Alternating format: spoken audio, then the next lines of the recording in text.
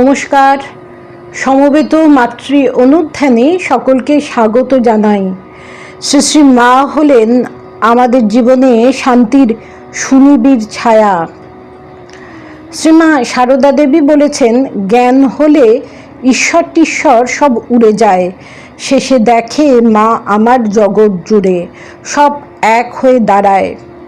অন্যদিকে শ্রীরামকৃষ্ণ বলেছেন, মাতৃভাব সাধনের শেষ কথা। জ্ঞান হলে ক্ষুদ্র আমি লোপ পায়, ফলত সেই মা তখন বৃহৎ আমি অবস্থায় উত্তীর্ণা হন। শ্রীরামকৃষ্ণ জীবনের মাতৃ সাধনার পরম সিদ্ধি সেখানেই নিহিত।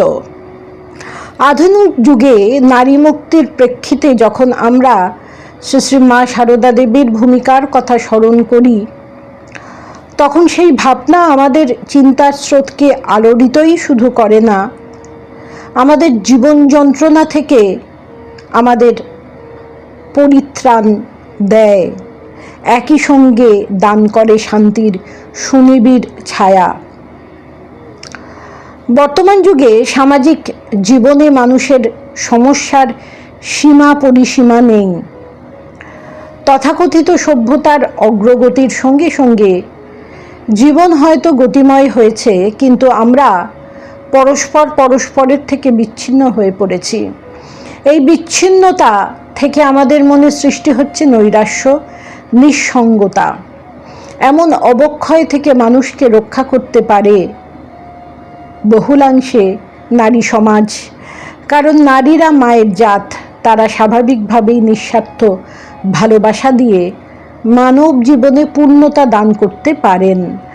ক্ষমাশীলতা, সহনশীলতা, পবিত্রতা ও সেবার মধ্যে দিয়ে ভারতীয় নারীর ঐতিহ্য শ্রীমা সারদা দেবীর মধ্যে প্রকাশিত হয়েছে। আজকের সময়ে দাঁড়িয়ে আমরা যে নারী সমাজকে প্রত্যক্ষ করি, তারা আধুনিক শিক্ষায় শিক্ষিতা, প্রগতিশীল। তাদের জীবনে পর্দার আড়াল নেই। প্রাচীন চিন্তাধারা থেকে সরে এসে তারা সব ক্ষেত্রেই পুরুষের মতো যোগ্যতার অধিকারিণী। ফলে অনেক সময় আধুনিক নারী সমাজ পুরুষের প্রতিপক্ষ হিসাবে নিজেদের প্রতিষ্ঠা করতে চায়। নারী সমাজের অর্থনৈতিক উপার্জন অনেক সময় পরিবারে অশান্তিরও ছায়া ফেলে। একই ছাদের তলায় বসবাস করে কেউ কারোর আপনজন হয়ে উঠতে পারে না। ঘরে বাইরে এবং কর্মস্থলে উত্তেজনা প্রশমিত হয় না। প্রেমহীন জীবন তাই সমাজকে আত্মকেন্দ্রিক করে তোলে। বর্তমান অবস্থার পরিপ্রেক্ষিতে আমরা যদি শ্রী শ্রী মা এবং ঠাকুরের যুগ্ম জীবনের দিকে দৃষ্টিপাত করি, তাহলে তাদের দাম্পত্য জীবনের মাধুর্য আমরা উপলব্ধি করতে পারি। তাদের জীবনে আমরা প্রত্যক্ষ করি ত্যাগের পরাকাষ্ঠা। সহধর্মিণীর প্রতি শ্রীরামকৃষ্ণের অপরিসীম শ্রদ্ধা ও ভালোবাসা যেমন ছিল, ঠাকুরের প্রতি মায়েরও ছিল অশেষ ভক্তি এবং সেবা পরায়ণতা।